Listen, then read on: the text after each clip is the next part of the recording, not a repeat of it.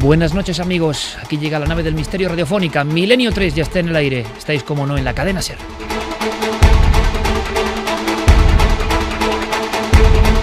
Y las notas de origen de Hans Zimmer que rompen el silencio de la madrugada, que se convierte en espacio para el misterio, para la imaginación, para la fantasía. Y sí, este programa es tan cambiante que ya os adelanto que esta noche es noche de miedo. Pero no por un sentido de dar miedo porque sí, o de agregar circunstancias para generar simples pesadillas. No es nuestro cometido, preferimos la luz en esta temática, en la sensación de la proximidad de lo sobrenatural. Sí, cuando el otro lado se manifiesta. Y hay más cosas, la actualidad nos trae grandes cosas.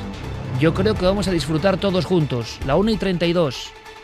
Milenio 3, noche muy especial. Don Javier Pérez Campos, compañero, buenas noches. Muy buenas noches, Iker. Vamos a viajar a un lugar concreto, en Andalucía. Tendremos además a un compañero destacado. Por eso lo decía, porque la historia es de miedo en sí. Puede que tenga mayor o menor componente. Lo cierto es que tiene todos los elementos clásicos de una vieja historia de terror que sin duda tiene que tener raíces reales, protagonistas reales y un lugar real. Un lugar real que hemos visitado hace poco tiempo, un lugar que es el escenario de unas misteriosas apariciones que contaremos ahora con más detalle, pero que, fíjate, han sido observadas por científicos, por miembros de la Delegación de Sanidad de Marbella, que es ese lugar, por trabajadores del ayuntamiento. Es decir, el número de testigos, Iker, parece evidenciar que esas apariciones ocurren más a menudo de lo que cabría esperar. Javier, ¿qué es lo que se aparece? Lo que ven cuando el edificio principalmente ha cerrado sus puertas es la figura de una niña que va recorriendo poco a poco los estrechos y largos pasillos del edificio hasta después acabar desapareciendo delante de los propios testigos.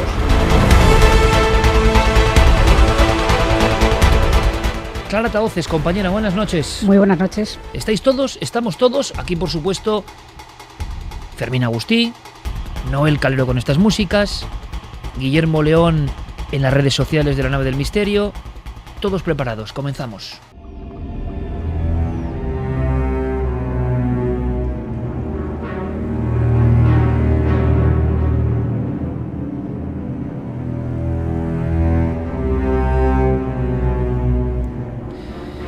Vamos a comenzar como debe ser, por el principio.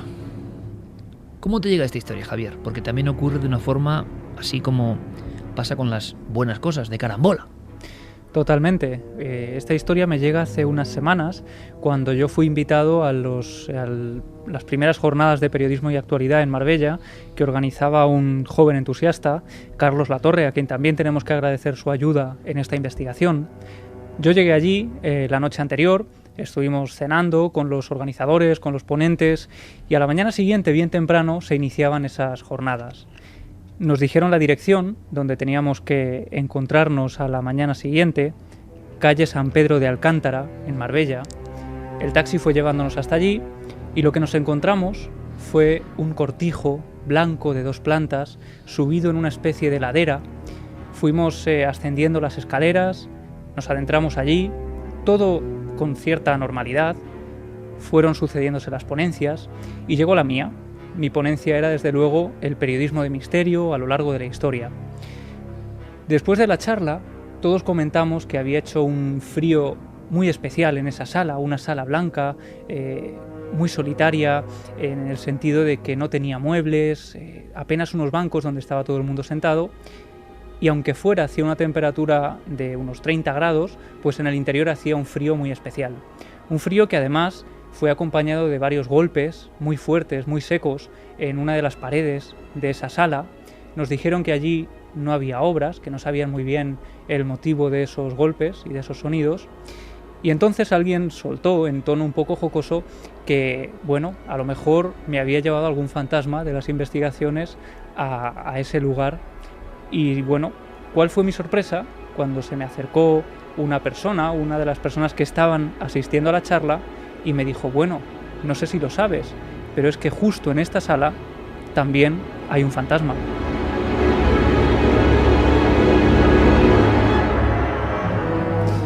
Y lo que me cuenta Iker, bueno, yo en ese momento saco el cuaderno, empiezo a apuntar todos los datos, todos los detalles. Él, Esteban Palomo, que es la persona que esta noche estará allí, en vivo, pues empieza a ponerme al día, me habla muy por encima porque había que firmar, teníamos que irnos rápidamente, tenía que venir a la radio. Y bueno, él me empieza a poner al día, como digo, muy por encima, de que allí hay varios trabajadores que han observado algo imposible, la figura de una niña vestida de comunión, que ha habido ciertas investigaciones internas que no se han dado a conocer al gran público, que hay incluso miedo de algunas personas que no quieren entrar siquiera en ese cortijo y que algunos medios locales han sacado en portada esas informaciones. Y sobre la mesa, hoy no nos acompaña, tiene su merecido descanso nuestro compañero Santiago Camacho. Estamos más solos, por tanto, y encima de la mesa, en el sector de Javi, un recorte de prensa. Clara ha leído unos del año 95, impresionan, tienen un espacio reducido, eso sí, en un periódico de tirada importante, pero claro, cuando vamos a una publicación local, pero para una población grande como Marbella y su entorno, y vemos a toda portada, el siguiente titular. Dice: la niña fantasma del cortijo. Pues indica que hay desde luego un caldo de cultivo social que va más allá de la leyenda, que hay periodistas que se han metido en el tema. Yo creo que Esteban Palomo, como tanta buena gente que está investigando, porque me cuentas que él hace una muy buena labor también en Misterio Red, una de esas páginas que está dedicándose, ¿no?, a la investigación con honestidad y con curiosidad y divulgación sana, ¿no?, de estos temas, pues además comparte con esa pasión por la investigación el hecho de ser una persona que está dentro del Ayuntamiento de Marbella, ¿no? Efectivamente, él trabaja dentro del ayuntamiento, él siempre se ha interesado por esta historia, se interesaba por el misterio, pero esta le llega muy de cerca y se ha dedicado a indagar, a intentar hablar también con las personas implicadas directamente en este asunto, y no son pocas las horas, y ahora nos lo contará, que él ha pasado en el interior de ese edificio. Pues exactamente a las 2 menos cuarto de esta madrugada conectamos con Esteban. Buenas noches, compañero. Muy buenas noches, Iker. ¿Qué estás viendo ahora mismo? ¿Dónde te encuentras, amigo? Pues ahora mismo me encuentro en las inmediaciones a este antiguo caserón, como ya hemos mencionado, en Cortijo Miraflores, y ahora mismo la perspectiva que tengo enfrente es un gran edificio, un edificio conocido en esta ciudad, y desde luego la imagen que proyecta en la noche con los focos iluminando es bastante inquietante.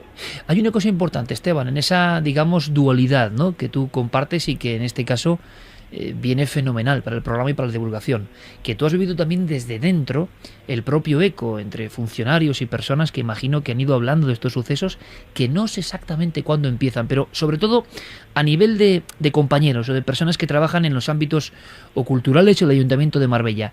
Esto es una historia que se conoce, pero que se queda solo en ese cenáculo, ¿no? Esto es una historia extremadamente conocida dentro del círculo de empleados municipales. Han ocurrido una serie de sucesos que han hecho inevitable que la historia que rodea al cortijo pues se haga conocida, sobre todo dentro del ámbito, como digo, de los trabajadores municipales. Varios compañeros son los que propiamente han atestiguado los sucesos que ocurren en su interior, y uno en concreto, que creo que vamos a hablar un poquito más adelante, es el que quizá ha hecho más eco y más mella dentro de todo el ámbito laboral del ayuntamiento, que fue lo ocurrido a un trabajador de la Delegación Municipal de Sanidad. Una cosa antes, Esteban, porque iremos trufando la noche con conexiones, y te agradezco, pues imagínate cuánto que estés ahí a estas horas y que puedas tener esa visión que tantas veces has tenido, ¿no? Imagino en ese lugar de estar cerca de un fenómeno que hasta qué punto, ¿no?, se convierte en mito porque tiene una base real. Y es que evidentemente siempre nos surge, bueno, pero en ese lugar ha pasado algo, ha ocurrido algo, y me contaba Javi a pocos minutos de comenzar que sí que había habido una serie de hallazgos más o menos recientes que tienen que ver con la historia, con lo oculto de ese cortijo. Bueno, en este cortijo desde luego se han hecho diferentes hallazgos y de diferentes índoles. Hay que decir que este cortijo fue construido en el año 1704, cuando don Tomás Francisco Domínguez lo edifica sobre los restos de una casa de labor dependiente a un cercano convento que se encontraba por aquí antiguamente. Detrás del edificio se descubrieron recientemente hornos y una ermita rupestre datada de los siglos 8 y 10, que puede que sea quizá un motivo más, ¿no?, que revela la actividad en el pasado de esta zona. Hay que decir que dentro de este edificio incluso se han llegado a realizar diferentes investigaciones en el que se podría decir que se ha extraído algunos datos que pueden revelar que ocurren una serie de sucesos y al menos cuestionables. Perfecto, Esteban, vamos a ir investigando en vivo si te parece. Te agradezco muchísimo tu participación. Comenzamos con la prensa. Javier, no es normal que en un medio de influencia local la portada la ocupe la historia de una supuesta niña que se aparece. ¿Cuál es la historia de esa niña? ¿Por qué se aparece? ¿Es un espejismo colectivo? ¿Está ocurriendo de verdad? ¿Cuál es la última respuesta a tanta incógnita? ¿Has podido hablar con la periodista que efectuó ese reportaje? Efectivamente, el reportaje no es casualidad que aparezca publicado el 31 de octubre de 2013. Sabemos que para los medios locales pues es una fecha muy especial para hacer públicas todo tipo de leyendas, de historias que ocurren en edificios de sus localidades. Y que a lo mejor en otras fechas, con la percha de la Noche de Difuntos, pueden, salir, ¿no? Y que, digo yo, igual en otro momento pues tienen más dificultades, ¿no?, para ser portada, por ejemplo. Efectivamente. De hecho, Jorgelina durante varias semanas tuvo que darse a explicar que no se trataba de ninguna broma, que el Día de los Inocentes no había llegado todavía, que se había publicado un 31 de octubre y que esto era una información absolutamente real, una investigación rigurosa. Como decíamos, el titular decía: la niña fantasma del Cortijo. Son innumerables las personas que dicen haber visto el espíritu de una pequeña que juega en el centro cultural y que siempre pregunta por sus padres. Ella misma nos cuenta cómo se mete en esta investigación, ¿no? Sí, hemos hablado con Jorgelina Torres, la periodista del Tribuna Express, que publicaba esta información, y ella nos contaba cómo se iniciaba todo. Nosotros en el periódico tenemos varios colaboradores, articulistas, y uno de ellos es el archivero municipal que tiene la oficina del Cortijo Miraflores. Y no sé qué escribió, que dijo: yo aquí solo no me quedo, en un artículo de opinión que publicamos. Y un día me lo encontré, le pregunté y me dice: ¿no sabes que tenemos un fantasma? Y ahí empezó todo. Empecé a preguntar, a investigar, y al final no era una persona, eran varias las que decían que sí que habían visto a una niña en ese edificio. Ocurre como tantas veces. Alguien suelta una pista, ese hilo es recogido por la prensa o los investigadores o la divulgación, y enseguida se coteja la información y se ve que es que hay más testigos, más personas que dicen exactamente lo mismo. ¿Hasta qué punto estamos hablando de una realidad? ¿Será que varios coinciden en la misma visión y en diferentes tiempos? Vamos directamente con uno de los estudiosos de la cronología y la historia de Marbella, con varias publicaciones, y que ya nos empieza a dar características, ojo, hablamos de trabajos etnográficos puramente, de esa aparición. Sí, porque el hecho, Iker, de que algunas personas empezaran a surgir contando y relatando sus vivencias, hace que otras, que se habían mantenido en silencio durante años, empiecen a animarse y a atreverse a contarle lo que había ocurrido, ¿no? Y es uno de los casos que el siguiente entrevistado nos va a contar. El caso de Germán Borrachero, que es el primer director del Cortijo. Él cuenta que una noche, cuando ya han cerrado las puertas del Cortijo, él se encuentra en la sala 2, haciendo las últimas labores del día, cuando de repente, en la oscuridad del Cortijo, porque ya está a punto de abandonarlo, ve una figura, la figura de una niña vestida de comunión, que parece estar jugando, como si estuviera corriendo y escondiéndose de él. Lo que él hace inmediatamente, creyendo que las personas de seguridad se han olvidado de poner la alarma y que alguien puede haberse quedado dentro del edificio, es ir encendiendo las luces de todas las salas en busca de esa niña que él ha visto segundos antes. Sin embargo, lo que descubre es que el lugar está completamente vacío.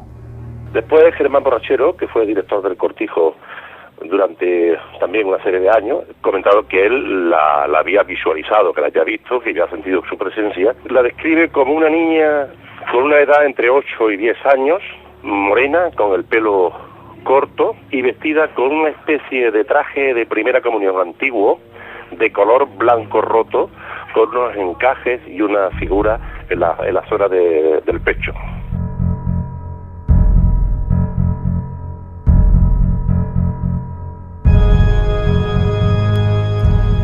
Estábamos escuchando a Andrés García Baena. Él es autor del libro Marbella, Miedo, Pobreza y Realidad, donde contaba y relataba, entre otros muchos casos, pues etnográficos, antropológicos, pues también la historia de este cortijo, el cortijo Miraflores. O sea que en el mundo de los cronistas que han indagado en la historia de esta comarca malacitana, resulta que aparece también la historia de personas que veían a la niña. Efectivamente, él las recoge además de primera mano, hace una gran labor de investigación, acude a las fuentes principales, acude a los testigos y empieza a recoger las historias que se cuentan dentro del círculo interno del ayuntamiento, de los trabajadores, en áreas de la ciencia, como adelantábamos antes. Y precisamente Iker, uno de los casos que a él más le impacta, que más le impresiona, es la que vive un científico llegado de Madrid que no sabía absolutamente nada de la historia de ese lugar. Resulta que viene un señor de Madrid, un científico, un hombre de ciencia, a dar un curso. Entonces, cuando el curso termina, se decide hacer una práctica de lo aprendido. Este hombre iba en aquel momento acompañado de un empleado del ayuntamiento, que yo lograba entrevistar también. Y ocurre que en un momento determinado, cerca de un lugar, una zona muy caliente, que está dentro de lo que actualmente es una especie de mini museo y una escalera de madera, este hombre se desploma al suelo, se cae, se agarra a la pared, empieza a sudar y a gritar, pero niña, ¿quieres estarte quieta? ¿Quieres estarte quieta? El acompañante en ese momento empieza a decir, socorro, un infarto. Y empieza a pedir ayuda al personal que había allí en conserjería. Pero este hombre de pronto también percibe lo de la niña y le dice, niña, ¿quieres irte para allá? Todo esto contado por ambas personas, ¿eh? Ocurre que sacaron a este hombre afuera, al patio del cortijo, y que allí intentaron reanimarlo, intentaron socorrerlo la vida de lo posible. Este hombre no había sufrido ningún infarto. Él comentaba que le había traspasado la niña y que se encontraba muy mal, y que no quería volver a venir nunca más a ese sitio ni a Marbella. Cogió el tren AVE y se marchó para Madrid y no hemos vuelto a tener noticias de él.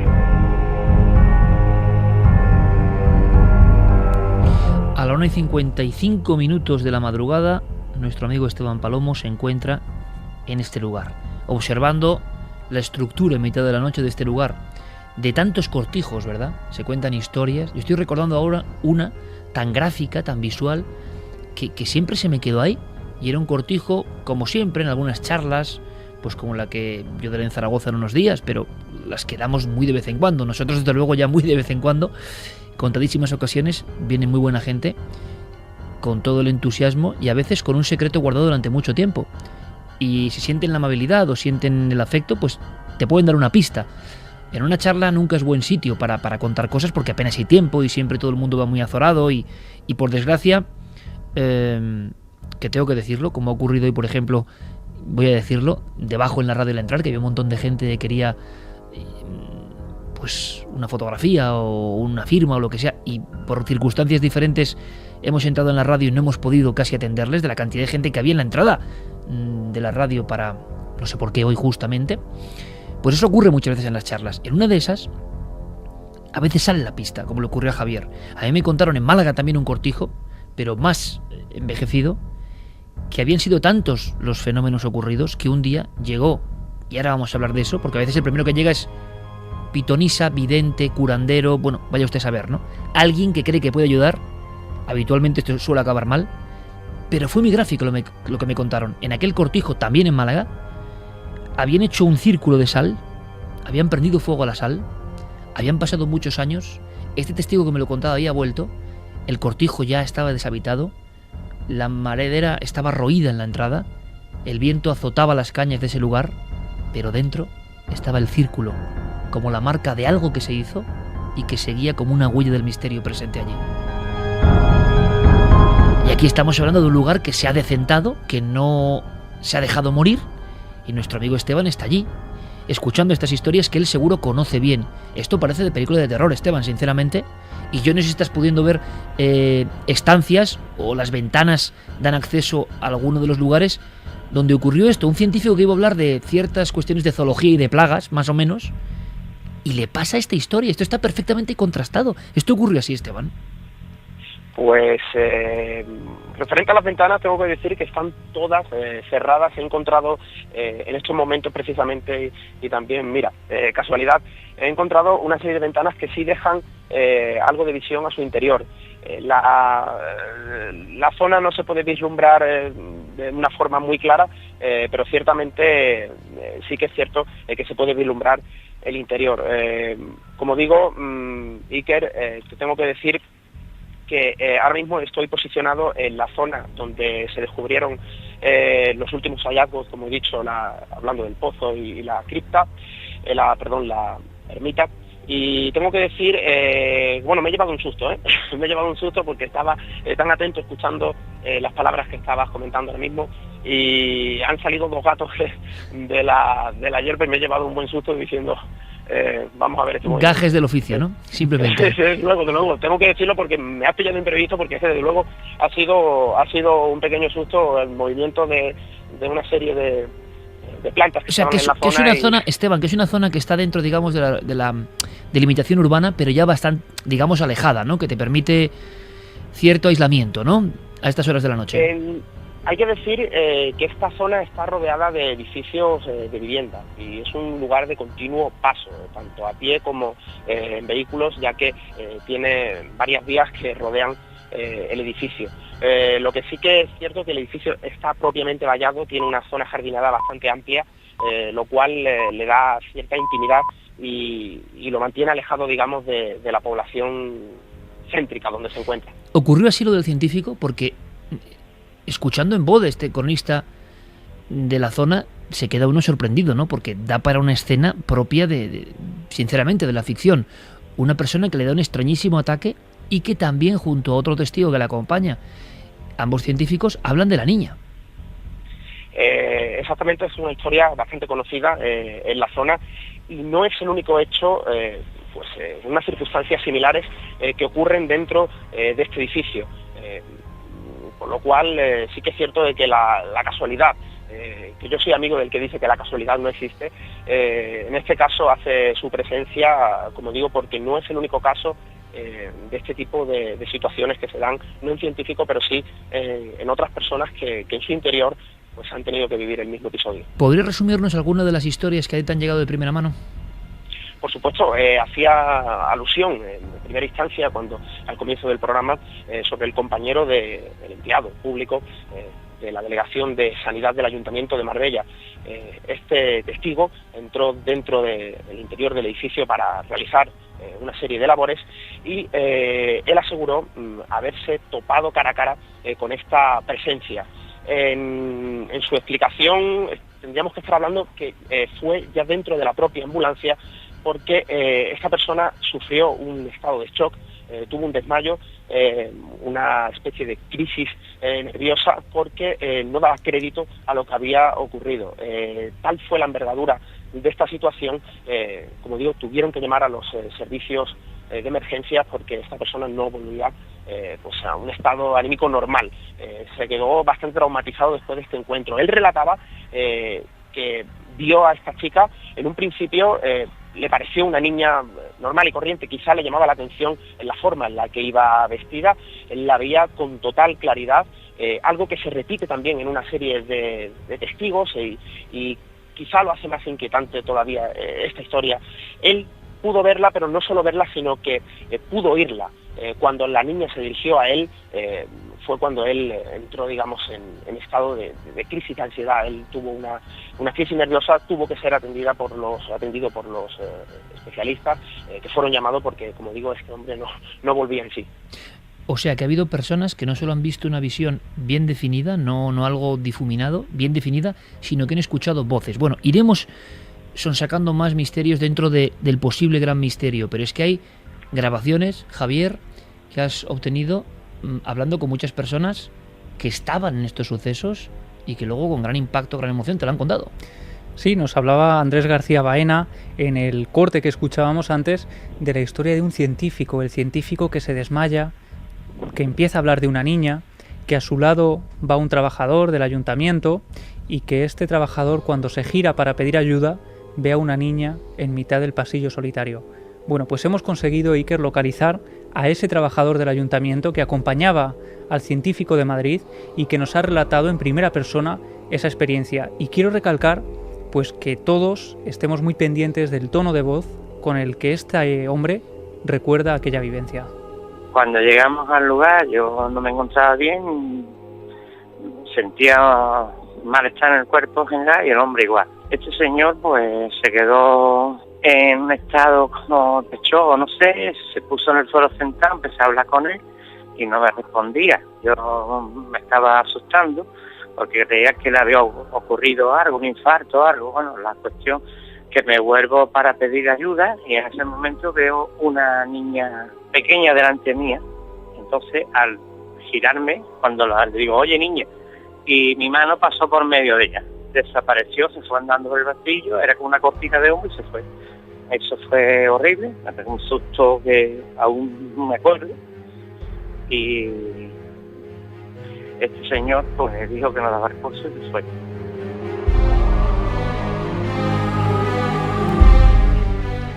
Esta persona a la que estamos escuchando nos ha pedido encarecidamente que guardemos su identidad precisamente por algo que hemos comentado habitualmente, y es que el entorno de los testigos en ocasiones no entiende bien lo que ocurre, no sabe aceptar la vivencia de la persona que se encuentra con algo aparentemente imposible, y en este caso fue más evidente que nunca.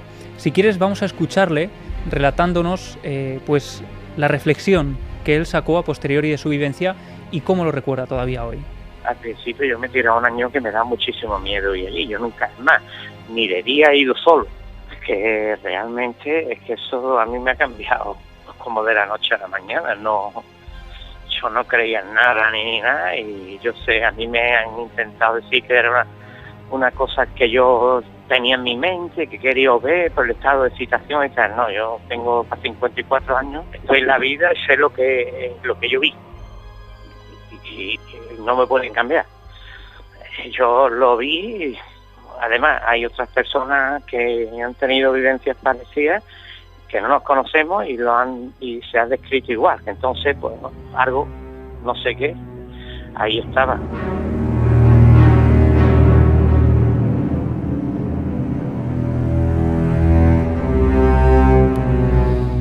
Aunque luego será su turno, Clara Tavoces está escuchando, por supuesto, aquí en La Penumbra muy atentamente, porque de verdad estamos, pues bueno, bastante impactados, porque no es habitual la escena. Hay casos similares, por supuesto, de niños, entre comillas, ¿no? Si es que son niños, si no son idealizaciones, alucinaciones colectivas, niños, figuras de niños, o algo que representa a un niño, que se quiere presentar como un niño. Tenemos el famoso caso de Hacienda de Vitoria, o tenemos el caso del niño vestido de comunión de la Catedral de Jaén, que es la misma historia, es decir, algo que empieza como una pequeña pista, un guijarrito en mitad del camino, pero se cuenta honestamente o se cuenta sencillamente, y entonces empiezan a surgir testigos y testigos. En este caso de Jaén se cerraba la historia más o menos con un hecho trágico, con una muerte de un niño, efectivamente, en una procesión en Jaén, en los años 50, si no me equivoco. Pero claro, la escena de ese científico, ajeno completamente a lo que ocurre, que de repente se apoya en la pared, empieza a sudar y empieza como a relatar una cosa incoherente, y más en un hombre de mente lógica y cartesiana, esto yo no sé si lo he escuchado alguna vez, yo creo que no. ¿Qué puede ser todo esto? Pues... anómalo dentro de la anomalía es, ¿no? O sea, no es una descripción muy normal. No, porque es que estamos hablando primero de dos personas, dos testigos, que además han contado que se encontraban mal al llegar allí, o sea, que en el momento de entrar, claro, que uno de ellos se encuentre mal, bueno, vale, pero los dos se sentían incómodos y mal, con mal cuerpo, ha dicho. Qué interesante, ¿verdad? O sea, el cuerpo entero como una antena en cierto momento, sea uno sensitivo o no lo sepa, pero que te encuentras como descargado, como si ese lugar fuera promotor de enfermedad, de malestar. Sí, de malestar. De hecho, precisamente estamos hablando de una persona de una mente cartesiana, de un científico que a priori no tendría por qué ser una persona más sugestionable ni propicia para una experiencia de este tipo. Pero es que los dos llegan a tocar, entre comillas, a lo que fuera. Uno porque la traspasa y esto le hace ponerse casi a la muerte, ¿no? De hecho, tienen que llevárselo en ambulancia.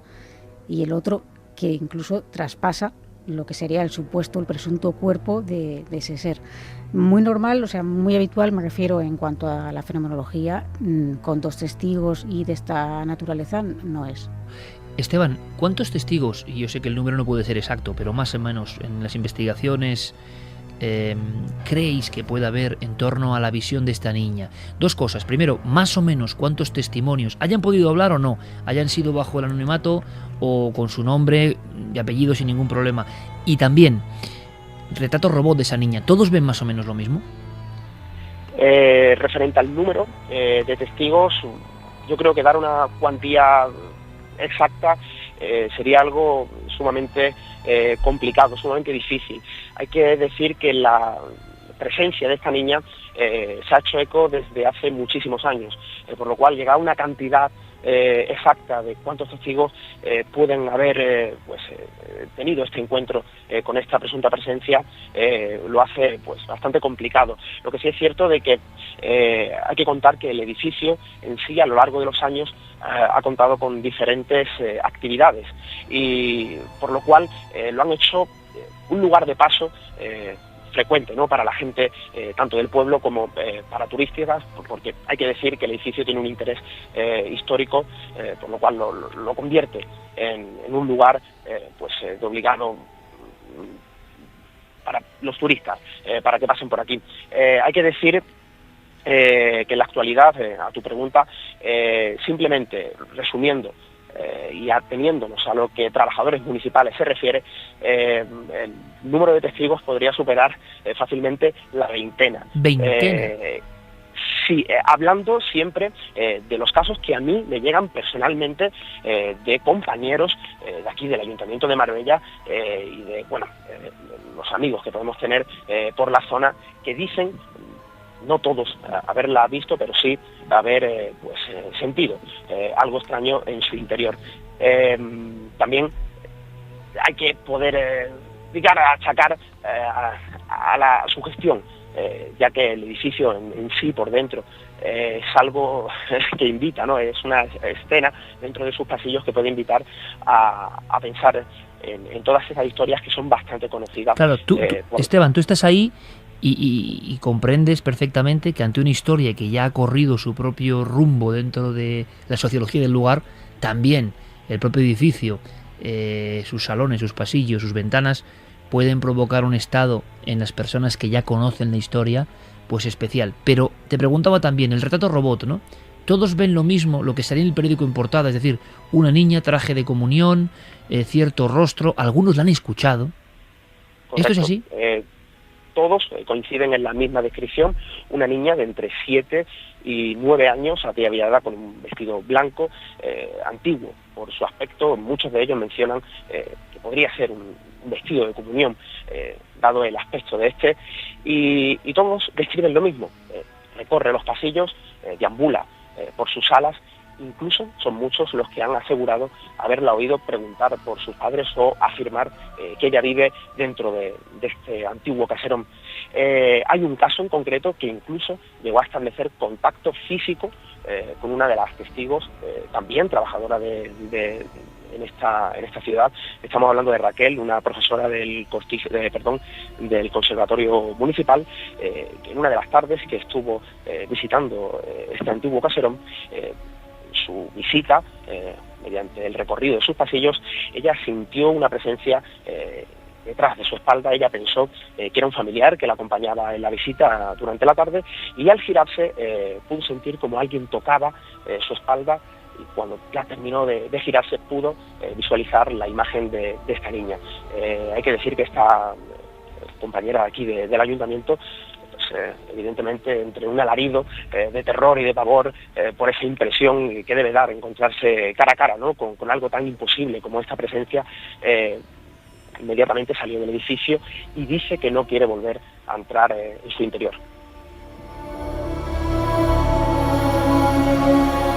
¿Queréis apuntar algo, Javier? Porque vamos a tener voces de este testimonio, ¿no? Sí, vamos a escuchar a otras personas que han tenido experiencias similares, pero bueno, efectivamente hay unos detalles que se repiten una y otra vez. no solo la visión de la niña, sino otro tipo de cosas, como por ejemplo que determinadas salas hagan pues que la persona, que los testigos sientan cierto malestar repentino, como le ocurría. Se repite esa circunstancia. Efectivamente, y sobre todo muy cerca de la biblioteca. La biblioteca, que era el antiguo granero, muchos dicen, incluso trabajadores que han estado allí pues dedicando días pues a colocar, por ejemplo, los trabajos, los ensayos que se encuentran allí, que al llegar durante las mañanas se encontraban con los libros desperdigados por el suelo, como si los hubieran lanzado de un extremo a otro de la sala. También hablaban de unos cables de acero que aparecen sesgados, que están pues adornando una pasarela de cristal y aparecen como si estuvieran cortados de forma repentina. Y fíjate, hablaban también algunos compañeros a los que hemos podido entrevistar de gente que ha trabajado en el interior de este lugar, del Cortijo Miraflores, y que ha pedido el traslado. Ha pedido el traslado porque se les hacía imposible continuar trabajando en medio de ese ambiente. 2:15 prácticamente. Evidentemente nuestra motivación máxima es ir acotando terreno, Clara, Carmen, e ir sabiendo un poco más de si pasó algo ahí en la historia, ¿no? Cuando llega un elemento tan cargado de iconografía y de viñetas de supuestos misterios tan completo, pues uno dice, hombre, quizá, no lo sé, haya ocurrido ya algo en la antigüedad. Y por supuesto acudiremos a los historiadores para saber qué pudo ocurrir ahí. Antes, si te parece, Carmen, repasemos un poco titulares, mensajes, opiniones, sugerencias de nuestra audiencia, de nuestra querida audiencia, porque incluso quizá alguno haya vivido alguna experiencia allí, porque es un lugar bastante emblemático y conocido, y más aún, me imagino, después de que el periódico local lo sacase hace 3 meses en portada, ¿no? Testimonios de gente que haya vivido algún hecho extraño allí no nos han llegado. Nos han llegado comentarios de lo que opinan nuestros oyentes. Por ejemplo, Palmira Martín dice que los lugares que quedan impregnados con los hechos que en su momento se produjeron, tanto para mal como para bien. Entidad oscura, los sitios son capaces de transmitir sensaciones, tanto para bien como para mal. Jesús Martín Vidal, hace décadas los niños que hacían la comunión iban por las casas de los vecinos para que les dieran algo y hubo muchos desaparecidos. Claudia Domingo dice por cierto, este último mensaje es un poco terrorífico, ¿eh? O sea, que había niños que hacían su ronda, digamos, de peticiones, sería como para investigar, y muchos quizá desaparecieron. Eso Madre es lo mía. que nos decía el mensaje. Claudia Domingo, ¿qué motivo tendrá esa niña para aparecerse? ¿Qué querrá decir o expresar esta niña? Me imagino la presencia de la pequeña y da miedo. Lucía Pinazo opina que a ella el fenómeno le parece algo normal. Lo que le llama la atención es que le traspase y se pueda atravesar a esa pequeña. Antonio Corredor, como para no traumatizarte, pobres testigos. María José Pulido dice que le recuerda el caso de Albolote, en Granada. Un empleado de la radio municipal contempló a una niña espectral con ropas inmaculadas. SJRC, personaje arquetípico del terror, la niña de blanco. Raquel dice, ¿por qué la mayoría de casos de apariciones de niños van vestidos de comunión? Es una buena pregunta, ¿eh? ¿Tú te la has hecho alguna vez? Porque es verdad que o son trajes de comunión, porque yo estoy viendo ahora mismo lo que tú estarás imaginando, y casi sin mirarnos podemos comprenderlo. En un camino de Extremadura, Sí, en la oscuridad más absoluta, va Carmen y se le ocurre sacar su tablet en mitad de la noche con un testigo. El testigo era operario importante de una central nuclear, una persona que habla de átomos y de fisiones y cosas de ese tipo, no de fantasmas, pero que en mitad de la carretera, más que de la carretera, el desvío que se metía ya hacia unos campos labrados, había visto en 3 ocasiones diferentes, hay que imaginarlo, en un sitio donde yo no hay tendido eléctrico, donde la autopista grande, la A5, deja paso en especie de recodo casi para cabras. Él tenía que ir por ahí para llegar a su finca. Y entonces ve 3 veces quieta, como si el tiempo no tuviera que ver con ella, como si su naturaleza fuese diferente a la del resto de los mortales, una niña de comunión, esperando. La tercera vez que la vio, este hombre de mente científica intentó preguntar si le pasaba algo, como ha ocurrido en este caso, intentar interactuar. Y entonces la niña salió corriendo. Este hombre, Gorgonio, salió del coche y empezó a correr detrás de la niña. Y cuando cogió de verdad miedo, es cuando vio la forma de correr de esa niña. Hasta ese momento pensaba que era una niña real. ¿Qué hace una niña de madrugada en un campo, esperando a la vera del camino? Cuando él se baja del vehículo y va corriendo hacia la niña, transcurren unos metros. Hemos estado ahí con nuestro querido amigo Gonzalo Pérez Sarró, con Marisa, su esposa, investigando, porque a Gonzalo le cabe la digamos, gloria de sacar este tema. No era fácil. Imaginaos el entorno, una central nuclear. Cuando este hombre fornido, este hombre auténtico, va detrás de la niña, está viendo el fandol de la niña revoloteando en la noche, está viendo algo corpóreo, está viendo algo físico. Y cuando le da miedo es ver cómo las piernas no se corresponden a un movimiento natural, como si estuviera persiguiendo algo parecido a un muñeco, o algo cuya naturaleza es un poco sarcástica, diferente, inquietante. Y entonces es cuando se frena en seco y comprende que todo esto es un juego muy raro que a dónde le lleva. Esa niña corriendo le llevaba al fondo del bosque.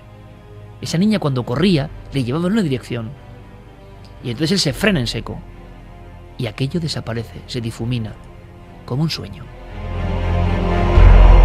Pues en ese camino, en mitad de ese camino, Carmen sacó la tablet y empezó, lo había grabado, y creo que fue un puntazo, varios trabajos fotográficos de niñas vestidas de comunión.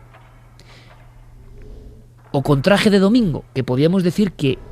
¿Por qué comunión? Pues porque igual la elegancia de aquella época en niñas pudientes tenía algo parecido también, ¿no? Se me ocurre, perdón, Carmen, que pudiera ser también un traje de mortaja.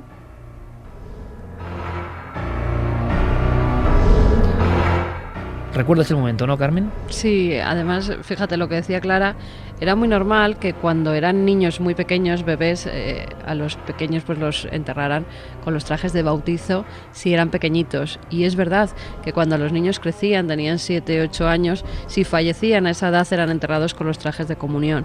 Con lo cual no tiene por qué fallecer esa pequeña si es la que se aparece el día de su primera comunión, sino que puede ser que la amortajaran con ese vestido. Y sí recuerdo perfectamente ese camino de esa localidad de Extremadura y al testigo que nos lo contaba como si la estuviera viendo en ese momento, cómo había bajado la ventanilla en varias ocasiones para preguntar a esa niña a la que veía como algo físico, no era ni una nebulosa ni la veía. Además, creo recordar que la vio una de las veces cuando todavía era de día, cuando estaba atardeciendo, pero no había oscurecido, con lo cual la podía contemplar perfectamente y nos daba incluso la descripción de ese vestido largo de comunión blanquecino que llevaba y cómo salía corriendo.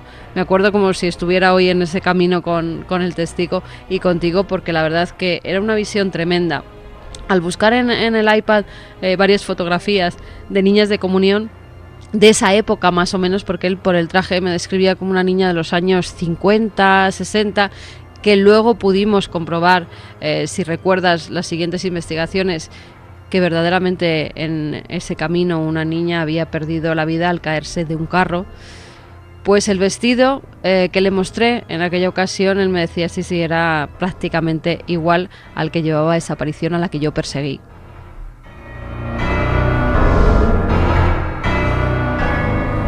No recuerdo mal, una de las visiones que estamos ahora mismo comparando, porque como nos contaba nuestro amigo Esteban, que está allí ahora mismo, o Javier, la diferencia de este caso con otros, aunque hay paralelismos y estamos viendo con otra casuística española, es que la visión es muy gráfica, la visión no es desdibujada, la visión es como cuando los supuestos sensitivos ven muy bien, no es una figura.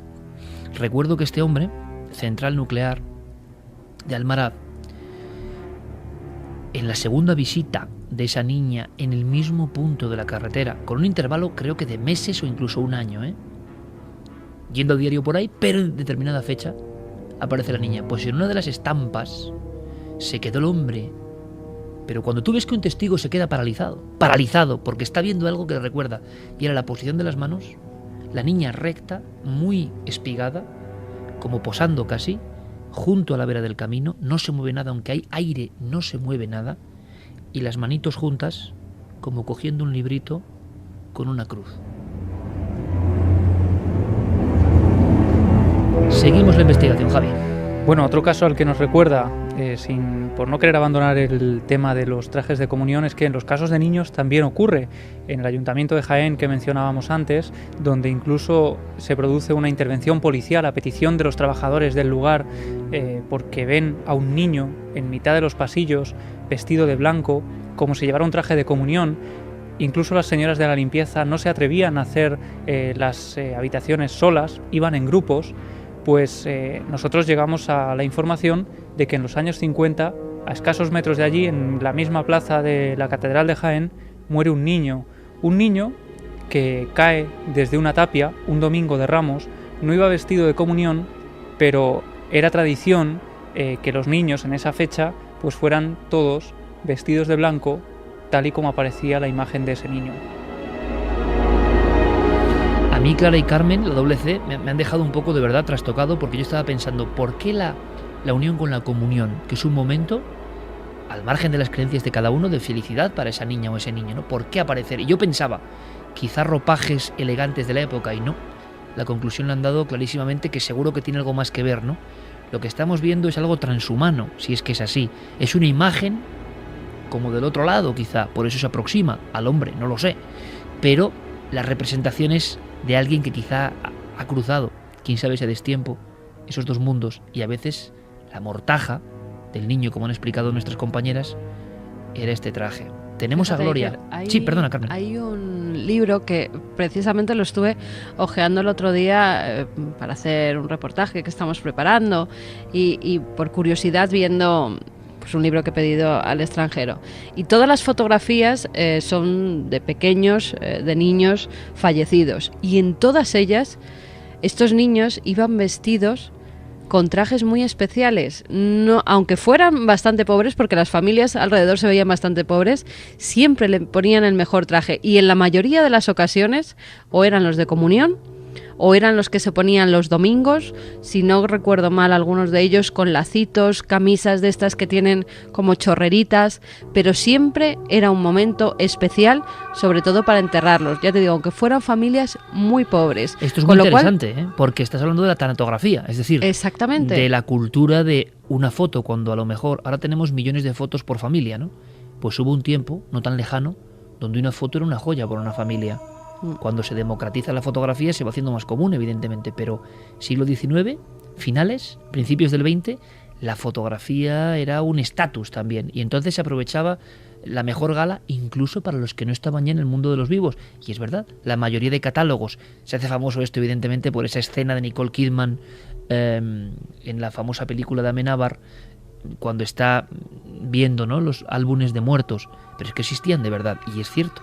Siempre se aprovechaba en esa foto de la muerte, que es tremendo, cuyo mito y rito ya no existe, el traje más elegante, que muchas veces era el traje que había disfrutado ese niño o esa niña ante Dios, ¿no? ¿Tendrá algo que ver o no?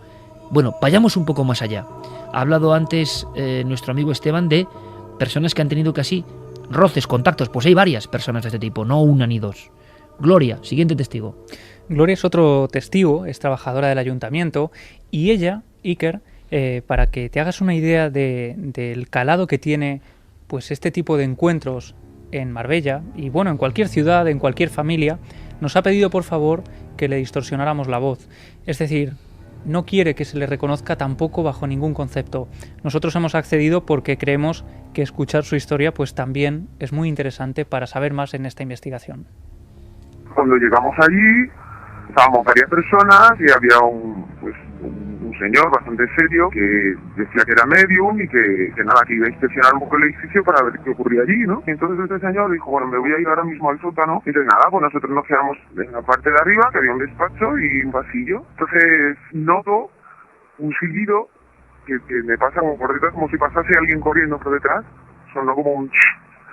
A mí se me movió incluso el pelo y me tocaron el hombro, como la típica bromita esta que tienes a una persona a un lado, te toca y tú miras hacia ese lado y no hay nadie, ¿no? Pues me pasó un poco eso. Entonces yo miré, pensaba que había sido mi compañera que me estaba gastando una broma. Entonces cuando yo miré, ella no estaba. Pegué un grito, claro, porque fue un sobresalto grande. Ella nos decía además que los aires acondicionados estaban rotos en aquel momento, era el mes de agosto, no había ninguna corriente de aire, y sobre todo hay algo que nos da una clave más en esta investigación, y es la presencia de ese medium del que ella hablaba. En total, que nosotros sepamos, ha habido 2 mediums, 2 personas, no sabemos contratadas por quién, pero que han investigado en el lugar, que han intentado arrojar luz sobre él. En ocasiones lo han hecho cuando no había nadie en el interior trabajando, por lo tanto intuimos que se han tenido que solicitar su presencia de forma más o menos oficial, ¿no? Vamos a escuchar a Gloria, que continúa relatándonos su experiencia, y un detalle más, que no es la primera ni la última: el miedo al cortijo, el miedo a volver a entrar en esos pasillos.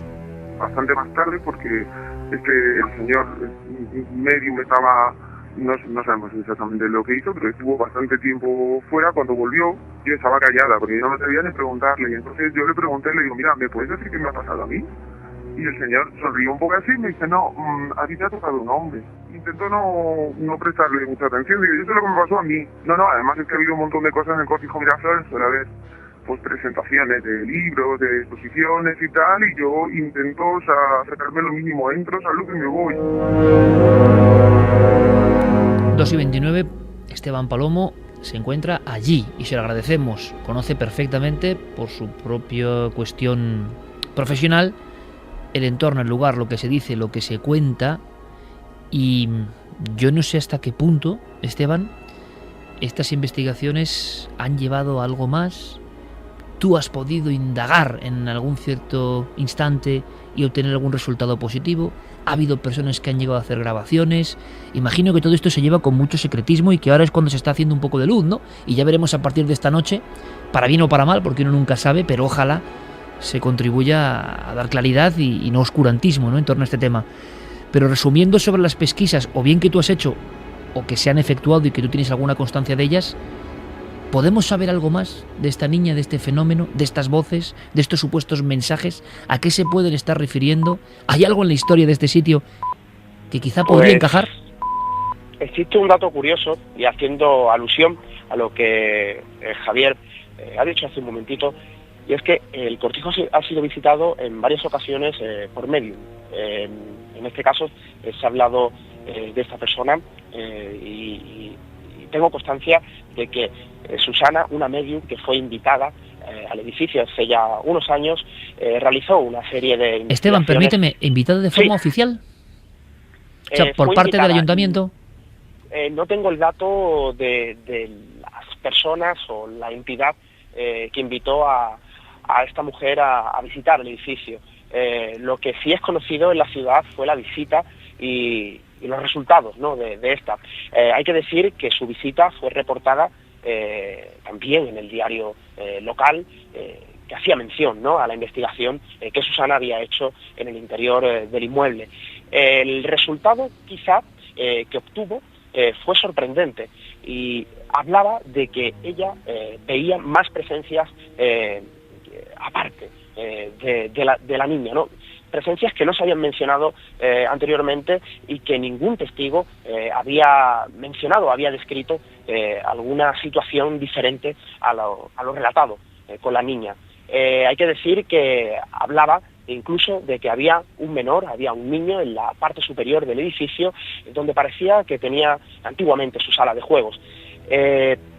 Por dato curioso, incluso hablaba de que todas las presencias, todas estas presuntas presencias que habitaban, ¿no?, o que habitan el inmueble, pedían agua, que todas pedían el agua, y que no solo las presencias, sino que incluso las propias paredes del edificio pedían agua, como si allí hubiese habido algún tipo de incendio. Son datos curiosos y hay que decir incluso que se realizaron a posterior diferentes registros psicofónicos a los que yo no he podido tener acceso, pero de los que sí tengo constancia, y el resultado de estos parecen ser que fueron encaminados hacia la misma situación, que en ese edificio había habido algún tipo de incendio. Y hablando con, bueno, pues con esas comillas gigantescas, ¿no?, siempre que hablamos de sensitivos o de personas que tienen ciertas facultades, bueno, garantía ninguna. A veces aciertan, a veces muchas, la mayoría, fallan. A veces complican las circunstancias. Lo curioso es que en un lugar que pertenece a un ámbito oficial haya estas visitas que muchas veces ocurren un poco de tapadillo, ¿no?, para resolver el tema y que no llegue más lejos. Vamos con la crónica, con la pura crónica, porque también hay elementos interesantes que es momento de conocer ahora mismo. Pues sí, Andrés García Baena, con el autor de este libro y cronista de la zona, con el que hemos hablado largo y tendido. Él nos daba más detalles sobre la visita de esta médium, de Susana.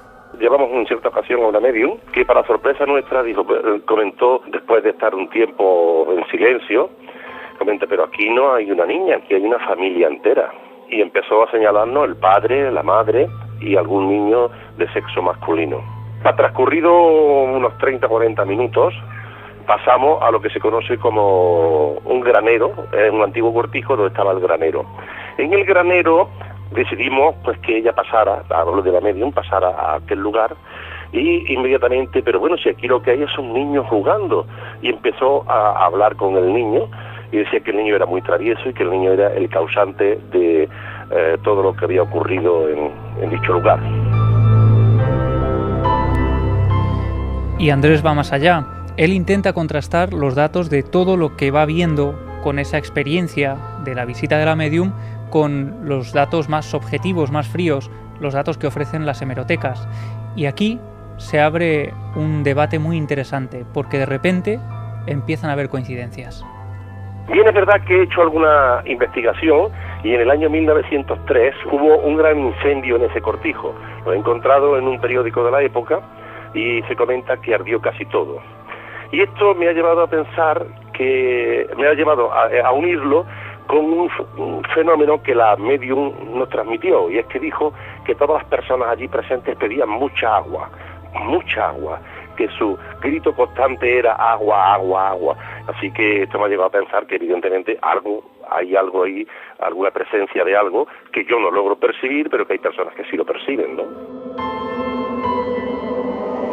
Este punto y seguido, me imagino, en torno a la investigación, y que a veces nos deja como al principio, pero con la sensación profunda de que hay hileras, ¿no? Cordones que no acaban de atarse del todo.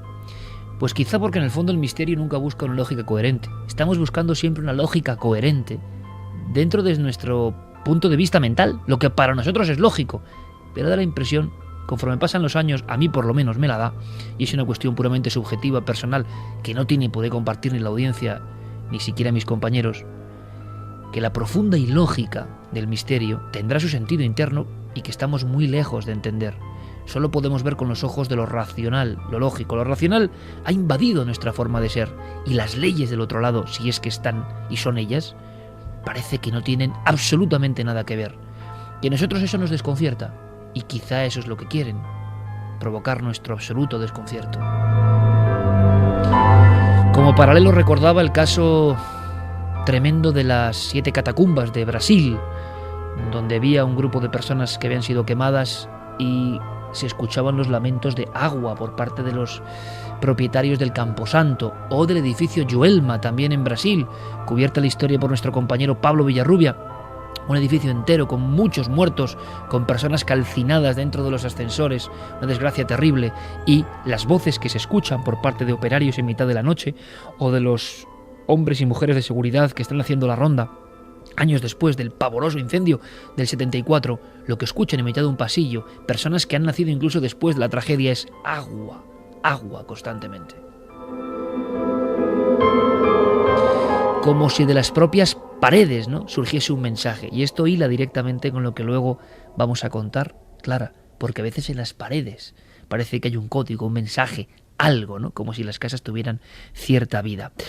Pues no sé qué podríamos añadir más, que la investigación continúe, que prosiga. Vamos a ver si ese tabú, Esteban, se abre poquito a poco. Hay más personas que pueden decir esto está ocurriendo. Y no es fácil la investigación, porque por lo menos por las pesquisas que nosotros hemos hecho, de esta forma más o menos así, a ver qué pasa así, pero una investigación, y lo entendemos en parte, para ser comunicada o contada, pues no parece sencilla, pero lo intentaremos, nos esforzaremos. Lo que te pedimos, Esteban, es que estés muy atento, que cualquier dato, cualquier historia, cualquier puzzle que encaje, pues será un placer compartirlo entre todos para intentar saber si esa niña tiene historia, si esa niña tiene nombre, si hay un porqué. Te agradecemos muchísimo la colaboración en la cobertura, Esteban. Hasta la próxima, compañero. Gracias. Muchas gracias, Iker.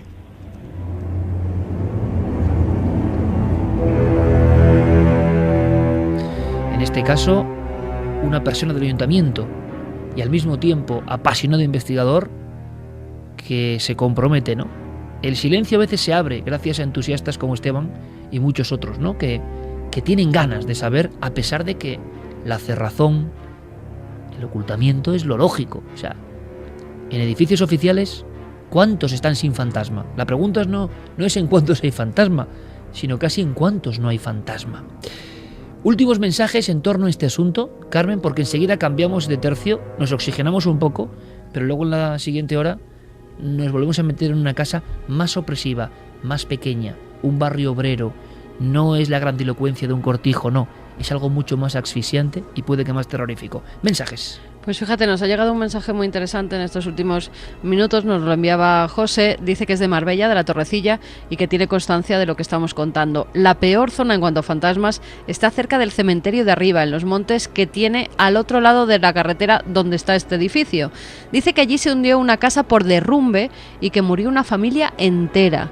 Algún vecino me ha contado que por la noche se han visto sombras paseando por esa zona e incluso un vecino que tuvo que pasar por allí para llegar al cementerio para dar sus respetos a un vecino fallecido y sintió que alguien le seguía mientras pasaba por esa zona. O sea que sí que ha habido un hecho luctuoso, un derrumbe de una casa justamente por esa zona donde ahora se levanta ese cortijo. Curiosísimo, ¿te acuerdas tú en mitad de Sierra Morena otro derrumbe, en este caso bélico, ¿no? De una casa y una familia dentro? Sí.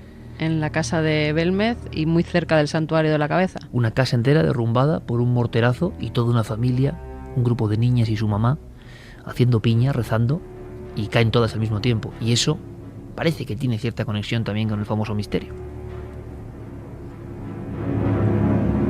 Más mensajes para poner, como digo, punto y seguido. Nunca es punto y final. Ojalá lleguemos a un punto final, aunque es difícil. Alessandra Gómez nos decía, no sé si soy la única persona que siente esto, pero la visión de niños fantasmas me da más miedo que la de un adulto. No sé por qué lo asocio con el lado oscuro. Javier Calvo dice, cuando te encuentras con el misterio te cambia la vida, sobre todo por los testimonios que estábamos escuchando, ¿no? Que se veían algunos muy entrecortadas conmovidos. La voz, ¿no? O sea, esa emoción Exacto. fuerte, ¿no? Sí. María R. dice, acabo de llegar y estoy escuchando lo de los trajes de comunión. Tétrico, pero cuadra muy bien con lo de las apariciones. Alberto nos dice, es raro, porque el caserón de Miraflores fue una fábrica de azúcar. Yo no Fábrica sé de si se azúcar. tiene constancia de eso. Sí, Javi. sí. Ahí también, de hecho, todavía se puede ver porque tenía también un molino muy importante que está expuesto. Se ha hablado de granero, además, de zona de Sí, graneros. Efectivamente, es decir, que era un molino muy importante, que era muy visitado habitualmente, pero que bueno, también tiene esa historia que parece muy desconocida. Mariposa Delirante dice, Cortijo Jurado, Cortijo Miraflores, Málaga y sus cortijos Sí, del misterio. Cierto. Alberto González, hay quien dice que hay que tener miedo a los vivos y no a los muertos, pero escuchando estas historias de Milenio 3, como que se le tiene más miedo a los muertos. A mí, personalmente, quizá porque la vida también te cambia, pero ver un niño fantasma me tiene que impresionar y dar mucho miedo. Pero también da bastante tristeza, ¿eh? Porque es como la muerte más a destiempo, ¿no? No se entiende muy bien, ¿no? Depende de qué circunstancias te lo encuentres y cómo se te aparezca. Claro. Vamos a hacer una cosa, 2:41 minutos. Vamos a cambiar de tercio rápidamente. Vamos a respirar, si os parece. Y ¿tú estás de acuerdo, Clara, por cierto, en que la visión de niños, como decía uno de los oyentes de Milenio 3 esta noche, lo identifica como al lado más oscuro, y no sé bien por qué, como si fuera una especie de broma macabra, como si no hubiera la ilógica dentro de la ilógica, ¿no? Sí, bueno, a veces hemos hablado, por ejemplo, cuando nos hemos referido a las psicofonías, ¿no? Que las voces infantiles, las voces de niños, a mí también me producen cierta inquietud, quizás son las que más, porque a veces me queda la duda de si realmente son voces de niños o son voces que imitan a niños. Y en cuanto a que ella lo asocie, por ejemplo, con el lado oscuro, quizá depende de la circunstancia de por qué haya muerto ese niño, ¿no? Tenemos también un fuerte icono cinematográfico muy grande, ¿no? En el que han proliferado películas en las que padres han dado muerte a sus hijos en situaciones tremendas, ¿no? Y que eso ha propiciado luego la presunta aparición del niño. Quizá porque la muerte del niño es el mayor tabú, ¿no? Dentro Claro. del tabú de la muerte de un niño no se comprende, no se acaba de encajar. Y por eso la aparición desde la antigüedad, desde la remota antigüedad, desde los escritos cuneiformes de los niños que vagan, claro, es ya la anomalía de un fantasma, pero encima un fantasma completamente a destiempo, ¿no? Y la visión de eso provoca un shock mucho más fuerte que el de, por ejemplo, la aparición, que también las hay según los testimonios de un anciano, ¿no? Que por lógica está más próximo, ¿no?, a ese otro lado. Y para todos vosotros, Noel Calero, Fermín Agustí, Clara, hasta mañana, compañera. Hasta mañana. Mañana te vemos en Cuarto Milenio, a ti también, Javi. Carmen, hasta mañana. Hasta mañana. Y el 10 estaremos en Zaragoza con todos los amigos milenarios. Ahora las noticias, sed muy felices.